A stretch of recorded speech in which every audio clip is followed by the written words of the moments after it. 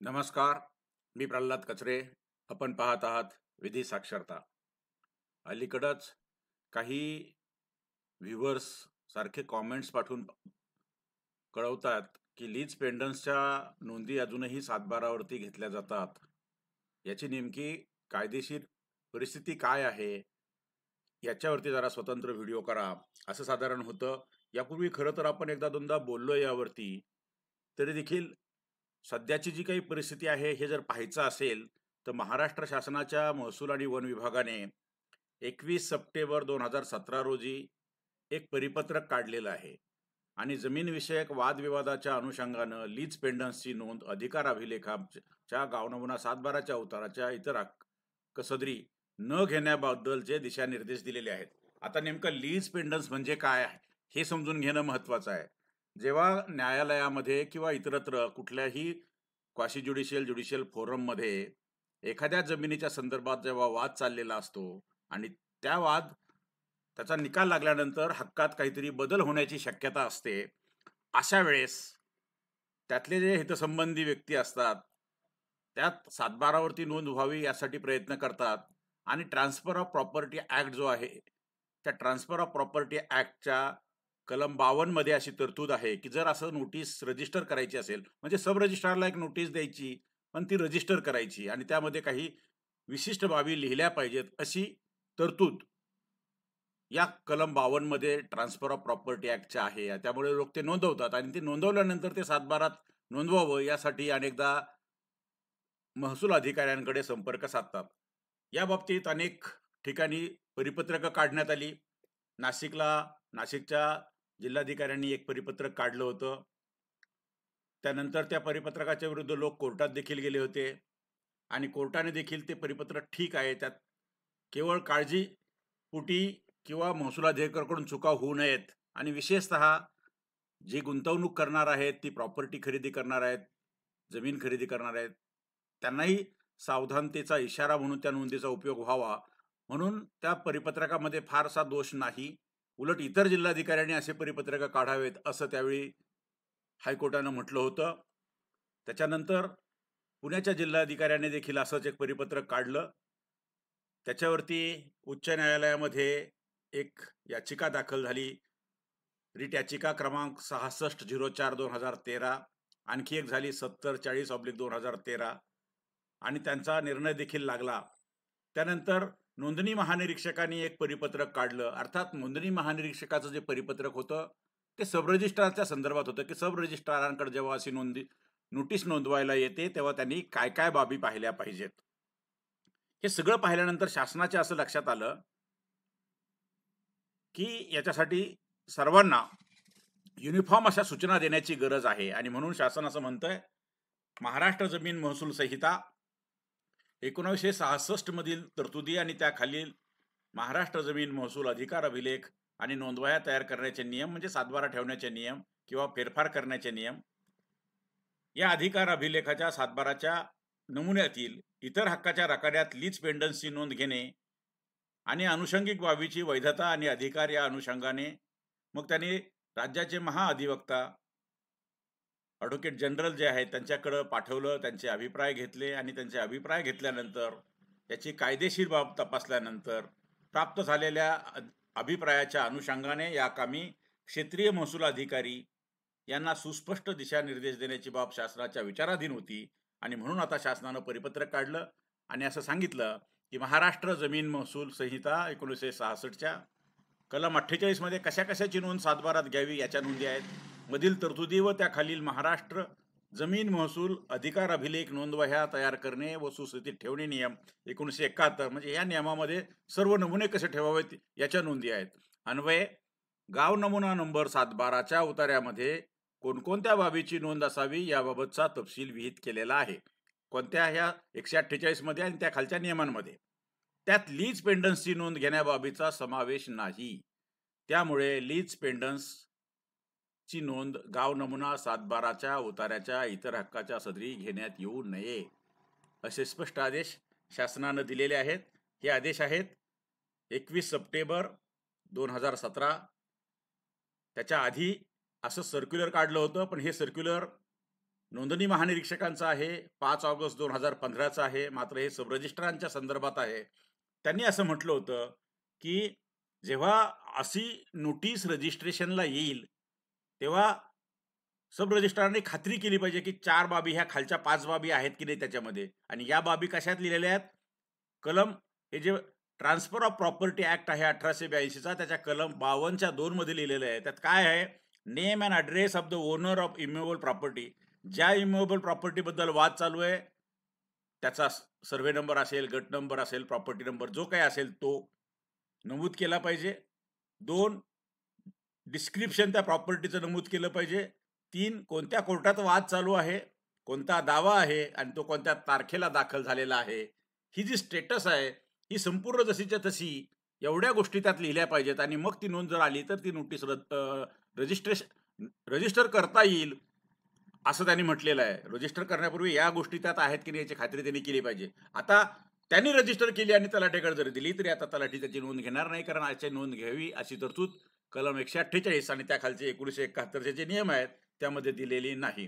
तेव्हा notice of lis पेंडन्सच्या दस्तामध्ये ट्रान्सफर ऑफ प्रॉपर्टी ऍक्ट हा जो 1882चा आहे, च्या पोटकलम 2 मध्ये विहित असलेल्या उपरोक्त सर्व बाबी नमूद आहेत की नाही याची खातरजमा करूनच असे दस्त नोंदणी स्वीकारण्यात यावेत. आता आपण हे पाहिलं. त्याच्यानंतर हायकोर्टात एक केस गेली, ही आहे Ibrahim Burhan Saheb Kokani versus state of Maharashtra. ही एक केस कोर्टामध्ये गेली. ही नाशिकला जे सर्क्युलर काढलं होतं त्या सर्क्युलर 12 नोव्हेंबर 2005ला एक नाशिकच्या जिल्हाधिकाऱ्यांनी सर्क्युलर काढलं होतं, त्याच्या संदर्भात ते गेले. पण त्यात नोंदी कराव्यात असं लिहिलं होतं आणि हायकोर्टाने ते मान्य पण केलं होतं की ठीक आहे, ते करायला हरकत नाहीये आणि बाकीच्या जिल्हाधिकाऱ्यांनी काढावेत असं पण म्हटलं होतं. पण नंतर पुन्हा कोर्टात केस झाली. अजय बी झव्हेरी व्हर्सेस ॲडिशनल कलेक्टर पुणे आणि कलेक्टर पुणे ह्या दोघांच्या विरुद्ध ही केस झाली. त्याच्यामध्ये हे सर्क्युलर दाखवण्यात आलं जे आता आपण वाचतो आहोत. हे 2012चं सर्क्युलर दाखवण्यात आलं. नंतर हे 21 सप्टेंबर 2017चं देखील सर्क्युलर दाखवण्यात आलं आणि हे पाहिल्यानंतर त्यांचं समाधान झालं.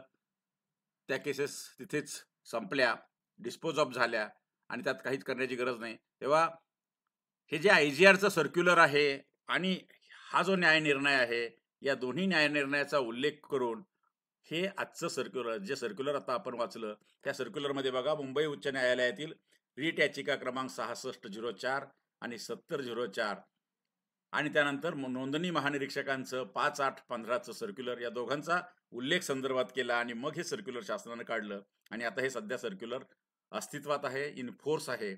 त्यामुळं आता जर का कोणी विचारलं की याची नोंद घ्यायची की नाही, उत्तर नाही असं आहे. तेव्हा खरं तर अशा नोंदी घ्यायला नकोत. आता अशा जर नोंदी घेतल्या नाही तर कोणत्या जमिनीचा कोणता वाद चाललाय हे आपल्याला कळायला काही मार्गच नाहीये. आदर्श परिस्थितीत कुणी असं म्हणेल की ह्या अशा नोंदी घेतल्या पाहिजेत. म्हणजे जो पैसे गुंतवणारा माणूस आहे तो सावध होतो की ह्या जमिनीचा काहीतरी वाद आहे. तो फेरफार काढतो. त्या फेरफारामध्ये जर का एखादा सूट चालला असेल त्या सूटचे कागदपत्र काढतो. तो खात्री करतो. आपल्या वकिलाला सांगेल. तो सर्च टायटल सर्च चांगला करून घेईल. पण आता या कोर्टाने पण सांगितलंय, नंतर शासनाने पण सांगितलं हे करायचं नाही. मग त्यासाठी पर्यायी व्यवस्था काय? पर्यायी व्यवस्था आहे. रेव्हेन्यू डिपार्टमेंटची ही वेबसाईट पहा. त्याच्यावरती इथे दिलेलं आहे बघा, court case status information on ROR. आपण जर त्याच्यावर क्लिक केलं तर तुम्हाला सिव्हिल कोर्ट केसेस इन्फॉर्मेशन, अधिकार अभिलेखात दिवाणी दाव्याबाबतची माहिती. मग आपण कोणत्या विभागाचे आहेत ते विभाग निवडा, कोणत्या जिल्ह्याचा आहे तो जिल्हा निवडा, कोणतं कार्यालय आहे तो कार्यालय निवडा, कुठल्या गावातला आहे ते गाव निवडा, त्याचा सर्व्हे नंबर टाका किंवा CTS नंबर टाका आणि सर्च करा. जर त्यांनी नोंदवलेलं असेल, अपेक्षा अशी आहे की सिव्हिल कोर्टामध्ये जेव्हा केस नोंदली जाते त्याच्यानंतर 90 दिवसाच्या आत त्याला नंबर पडल्याबरोबर असा एक दावा इथे नोंदलेला आहे हे इथं भरलं पाहिजे. अर्थात हे केव्हा होईल? जेव्हा सगळ्या कोर्टात दाखल होणाऱ्या केसेस व्यवस्थितपणे याच्यामध्ये नोंदवल्या जातील की इनपुट केल्या जातील, त्याची डाटा एंट्री केली जाईल.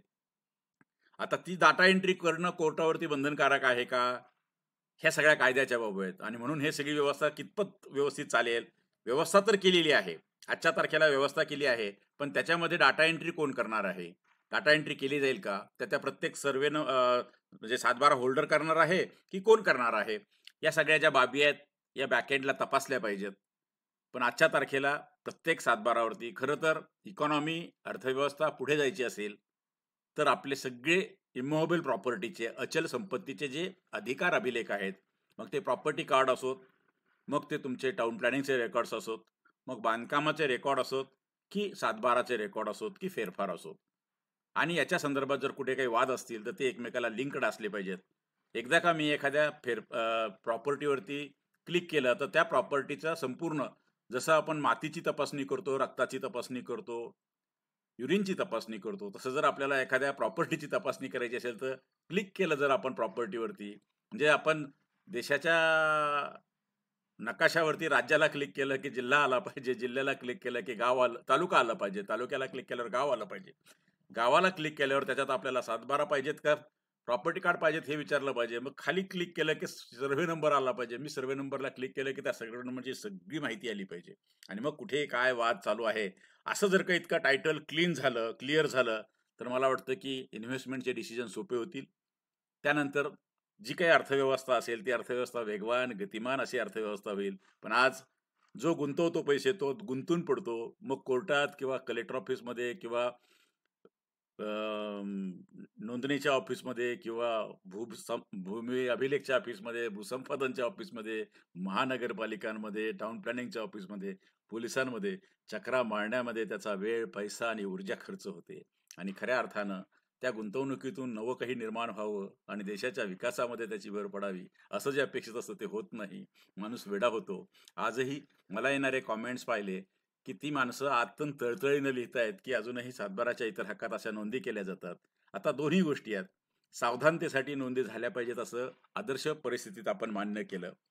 आता कायदा म्हणतो की करण्याची गरज नाही. पण अनेकदा असं होतं, की जेव्हा करा असं म्हटले होते जिल्हाधिकारी, तेव्हा लोक चुकीचं काही पण झालं की नोंद करायचे आणि मग तो सातबारा ज्याच्या मालकीचा सातबारा आहे, त्या माणसाला काहीच करता यायचं नाही.